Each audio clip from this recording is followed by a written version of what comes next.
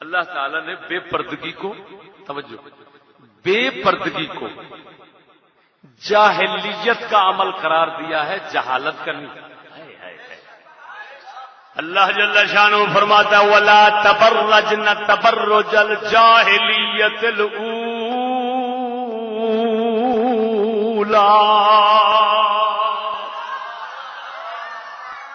او مسلمانوں کی عورتوں بیویوں،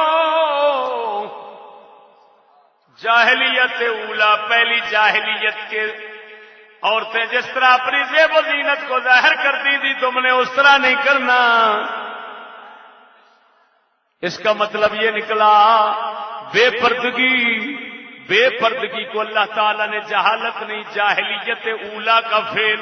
اور توجہ فرما ذرا، توجہ فرما یہاں پر تبرج الجاہلیت الاولی، جس طرح جاہلیت پہلی جاہلیت کی عورتیں پہلی جاہلیت حضرت نوح علیہ الصلوۃ والتسلیم سے، حضرت سیدنا نوح علیہ الصلوۃ والتسلیم کی آمد شریف سے پہلے کا جو دور جاہلیت وقفے کا گزرا، جس میں کوئی نبی رسول نہیں آیا، اس کو جاہلیت اولی کہا جاتا ہے، پہلی جاہلیت کہا جاتا ہے۔ اس میں عورتیں ناز نخرا بن ٹھن کر تھمر کر سج کر تو جناب محفلوں میں آتی تھی، بیلوں میں جاتی تھی، ٹھیلوں میں جاتی تھی۔ ہاں جی، جس طرح آج کل کی سکولوں عورتیں جاتی ہیں، یہی وہ زمانہ ہے جاہلیت اولا کی عورتوں کا کام تھا۔ اللہ تعالیٰ فرماتا ہے وہ جاہلیت اولا والی عورتوں والے کام نہیں کرنے۔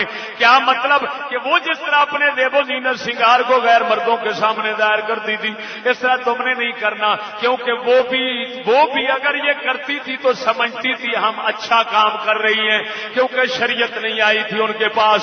ہاں جی، اور جب تم بھی کرو گی تو پھر دیکھ لینا وہ جاہلیت والے کام تمہارے اندر شروع ہو جائیں گے۔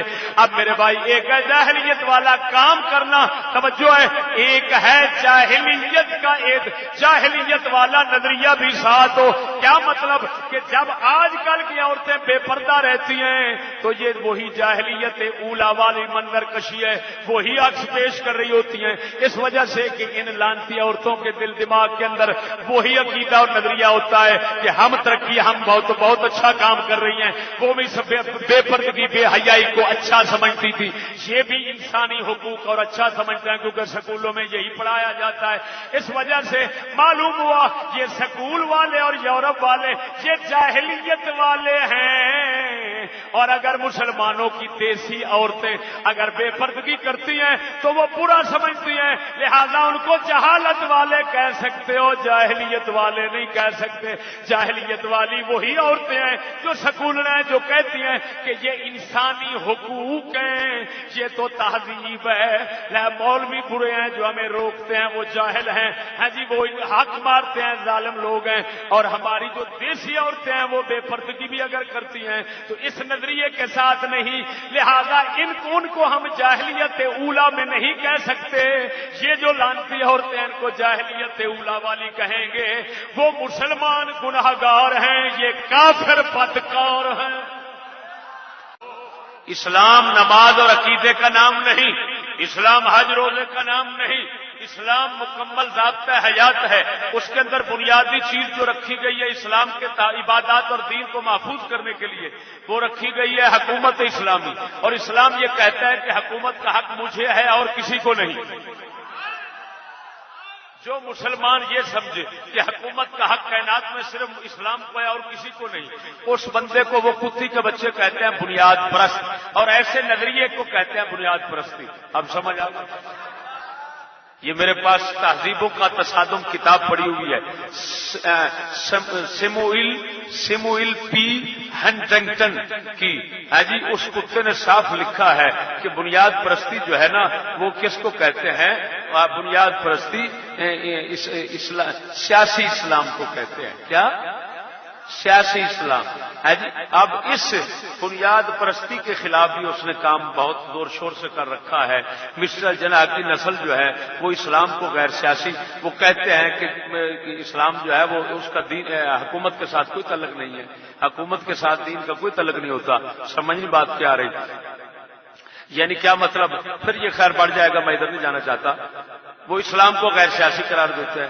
اسی طرح مذہبی جماعتیں یہ سبز پگڑیوں والے ہو گئے اور ریوڈ والے اور کئی پیر خنزیر جو بیٹھے ہوئے ہیں جو کہتے ہیں ہم درویش لوگ ہیں, ہم بس مسلمانوں چھوڑو یار حکومت سیاست یہ باتیں نہ کیا کرو, صرف اللہ رسول کی باتیں کیا کرو, پیار محبت کی باتیں کیا. سمجھ لو کافر کا بچہ ہے, یہ مرتد ہے.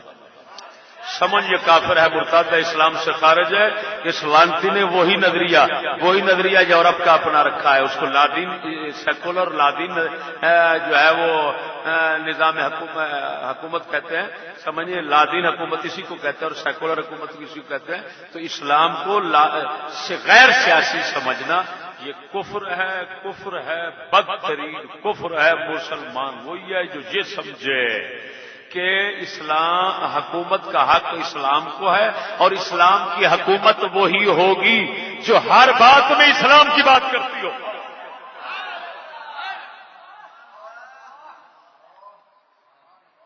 حکومت کا حق صرف اسلام کو ہے دنیا میں اور کسی کو, باقی سب ظالم غاصب ہیں.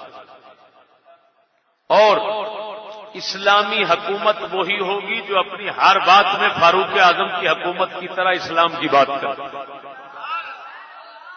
سمجھ نہیں آئی ہو ڈومرو؟ تو یہ اعتقاد رکھنے والا شخص بنیاد پرست ہوتا ہے ان کے نزدیک. اور جو سنیے جو اسلام کے جہاد کی بات کرے اس کو کہتے ہیں یہ کتی کے بچے دہشت گرد. اب دہشت گرد انتہا پسند اور بنیاد پرست تین لفظوں کا پتہ چل گیا. او بے وقوف, یہ ہمارے بے وقوف سمجھتے ہیں بس وہ طالبان نے ادھر بم مار دیا تو دہشت گرد ہو گیا. لعنتی بنیاد کو پہنچ.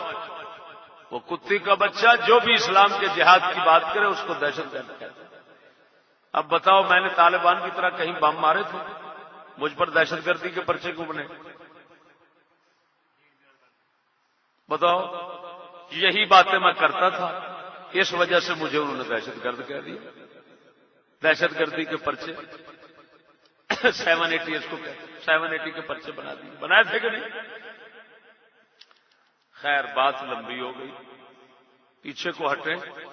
میں بتانا یہ چاہتا ہوں کہ عام دیکھیں, عام ذہن رکھیں یعنی عمومی طور پر آپ یہ سوچا کریں کہ جتنے مفتی اور مشرعی علماء بیٹھے ہوئے ہیں سائنسی دور کے بننے کے بعد یہ سب ان میں سے سب جو ہیں وہ شکست خوردہ ہیں, مفتوحین ہیں, کچھ نہ کچھ متاثر ہیں, یہ زمانے کی ہوا کھائے بیٹھے ہیں.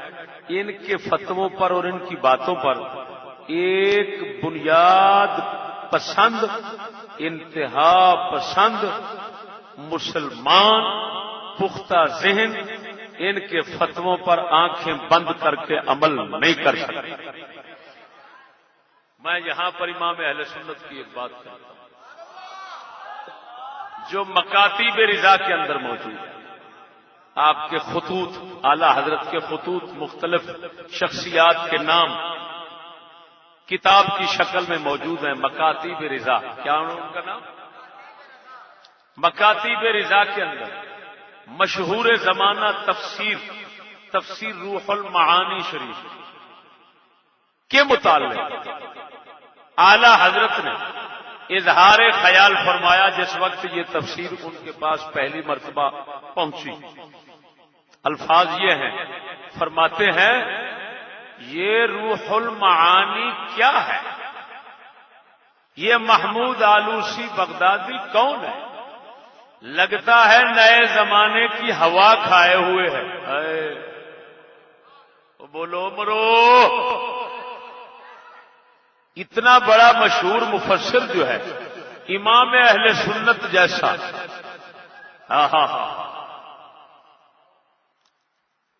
جو امامت کے اوصاف کے ساتھ مکمل متصف ہے, جب ذرا سی خامیاں دیکھتا ہے تو یہ کہنے پر مجبور ہو جاتا ہے کہ لگتا ہے نئے زمانے کی ہوا کھائے ہوئے.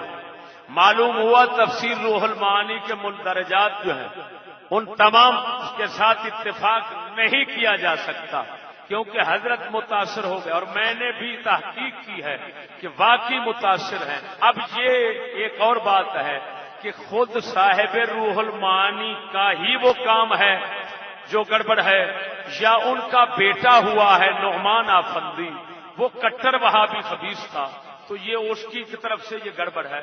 بہرحال ہے ضرور کمال ہے امام اہل سنت کی کہ وہ اس گڑبڑ سے واقف ہو گیا۔ وہ مسلمان اندھا ہو کر مت چل اس زمانے میں بے وقوف۔ یہ امام اہل سنت کی بات ہے، اور اگر کہو تو اقبال کی سناؤں۔ اقبال فرماتے ہیں بھروسہ کر نہیں سکتے غلاموں کی بصیرت پر، بھروسہ کر نہیں سکتے غلاموں کی بصیرت پر، کہ دنیا میں فقط مردان نے حر کی ہے نظر بینا۔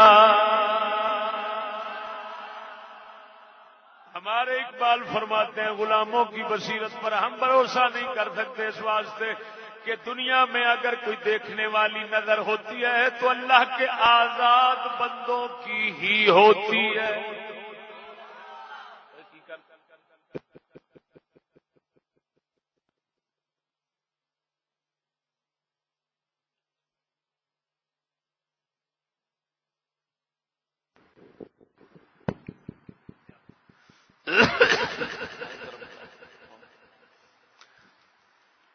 سمجھ نہیں آئی بھائی؟ اچھی عجیب بات یہ ہے اس کائنات میں، اس وقت اس نئی کائنات میں اس کروڑوں غلام ہیں، لیکن وہ غلامی کا احساس نہیں رکھتے۔ ہے جیسے بچپنے اور شروع دن سے پنجرے میں آنے والا پرندہ اپنے آپ کو پنجرے میں ہی آزاد سمجھتا ہے، یہ کم وقت اسی طرح آزاد سمجھتے ہیں، مکمل پنجرے میں ہیں اور خود کو آزاد بھی سمجھتے ہیں۔ اس وجہ سے ان کا اپنے آپ کو آزاد سمجھنا یہ بھی ان کی غلامی کی پیداوار ہے۔ تو اس باب اور اس بات کے اندر بھی ان کی بصیرت پر بھروسہ، یعنی کیا مطلب کہ ان کا اپنے آپ کو آزاد سمجھنا اور آزاد قرار دینا جو ہے، تو اس پر بھی ہم بھروسہ نہیں کر سکتے، یہ بھی بے بصیرتی کی دلیل ہے اور بے بصیرتی کی پیداوار ہے میرے بھائی۔ وہی مرد خدا بینا ہوتا ہے، اس کی بصیرت ہی دیکھنے والی ہوتی ہے، جو صوفیاء کرام کی طرح نفس سے آزاد ہو جاتا ہے۔ نفس سے باج فقیراں کسے نہ ماریا اے ظالم چور اندر دا، یہ ملا کا کام نہیں، نفس مارنا ملا کا کام نہ، یہ کتابیں او مفتی، یہ نہ کتابیں پڑھنے سے مرتا ہے نہ پڑھانے سے مرتا ہے، سمجھ نہیں آیا؟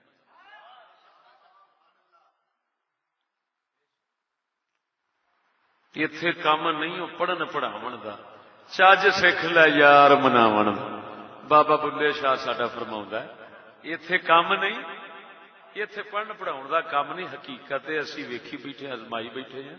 مفتی صاحب، حضرت صاحب، شیخ الحدیث صاحب جتنا زیادہ عرصہ پڑھاتے ہیں اتنا زیادہ نفس موٹا ہوتا ہے۔ حضرت کا نفس پھٹ پھٹ کر فرعون بنا ہوتا ہے، اوپر سے درویش لگتے ہیں، اندر سے فرعون ہوتے ہیں، ایمان سے کہتے ہیں۔ اسی وجہ سے اگر ان کو اپنے شاگرد کی جوتیاں سیدھیاں کرنی پڑے نا تو وہ سمجھیں گے کہ قیامت ٹوٹ پڑی۔ اور جو فقیر لوگ ہوتے ہیں وہ مومن کی جوتیاں سیدھیاں کر کے نا وہ یہ سمجھتے ہیں کہ اس کی جوتی جو ہے نا وہ اچھی تھی، ہم برے تھے، تو ہم نے اس کی جوتی کو ہاتھ لگا کر جوتی کی بےزتی کر دی ہے. یہ ہماری بےزتی نہیں ہوئی، اس کی جوتی کی بےزتی ہو گئی ہے. یعنی اتنا عظیم ذہن ہوتا ہے ان کا. اور جب تک تمہیں معلوم ہے نفس زندہ ہے تو پلید ہے. جیسے برتن پلید ہے، برتن پلید میں جو بھی چیز ڈالو گے وہ پلید ہوتی چلی جائے گی. نفس زندہ ہو تو پھر دین بھی آئے، جو وہ پلید ہوتا چلا جاتا ہے، صحیح نہیں رہتا، پاک نہیں رہتا. جب نفس مر جاتا ہے تو پھر دین پاک ہو. جب نفس پاک ہو گیا تو دین جو اس میں آیا وہ بھی پاک رہتا ہے. پھر نفس پاک دین پیش کرتا ہے. اسی وجہ سے جی علماء ظواہر جو ہیں یہ اسی وقت تک حق دین حق کے صحیح وارث بن کر تبلیغ کرتے ہیں جب تک کہ یہ یا تو خود صوفی بن جائیں یا کسی صوفی کے ہاتھ میں آ جائیں.